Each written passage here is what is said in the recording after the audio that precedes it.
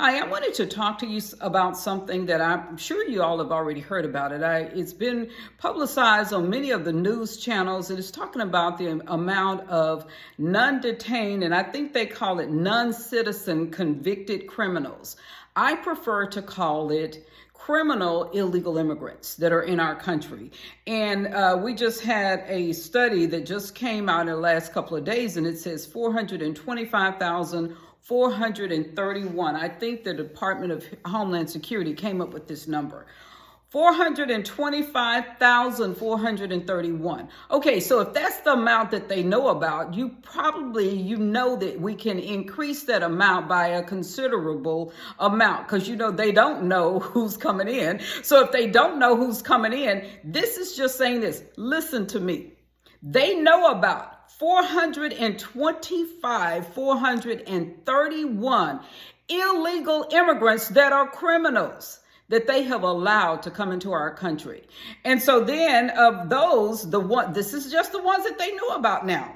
13,099 were convicted of homicide. Okay, that means we have 13,000 illegal immigrants that the Biden regime has allowed to come into our country.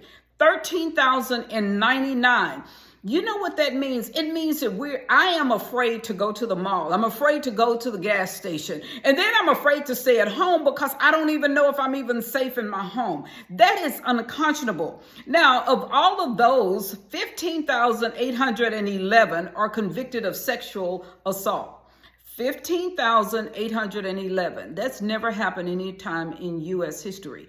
And so now you have to ask yourself, why did they do that?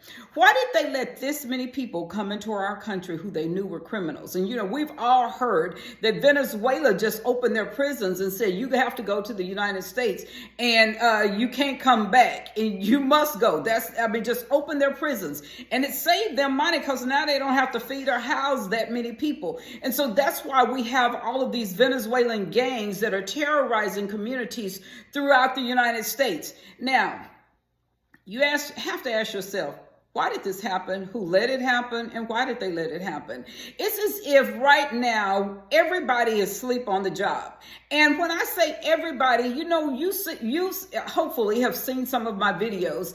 And I normally am writing the Democrat Party. But I have to also look at the Republican Party. What are you guys doing? You know what just infuriates me right now is that we have an entire Congress that is not protecting the sovereignty and the security of our United States. These people are letting just everything, whatever wants to happen, anything that anyone wants to do, they can come to our country and do it. What has happened? What's happened to us? I think about this all the time. I remember when you had teachers and plumbers and electricians and preachers that ran for Congress. Now, guess who you have running for Congress? Only people that have money are people who are paid to run for office by the people with money, because the rest of us don't have the money to run for office. And they are allowing this to happen to our country.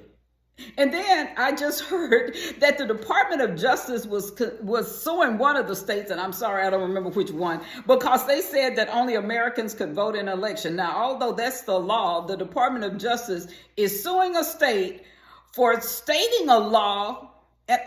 It's the craziest thing ever. And so you have to ask yourself why.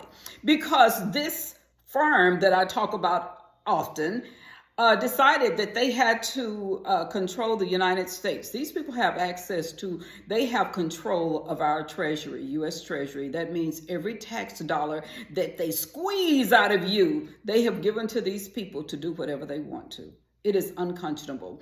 And so I just wanted to say to you, I hope you know, let me say this number again, 425,431 criminal illegal immigrants are in our country. Of that amount, 13,099 are convicted of homicide. And you know what homicide is. And then 15,811 are convicted of sexual assault of some form. Now, the rest of them, they don't know what they're convicted of. This is a scary thought. We're in a scary place right now. And your elected officials are the ones that did it. So I'm saying to you, we're not just voting for a president this time. Remember, all of these judges that you vote for, all of these congressmen that you vote for, these mayors, county commissioners, all of these people, they let this happen to our country. So just be aware of it.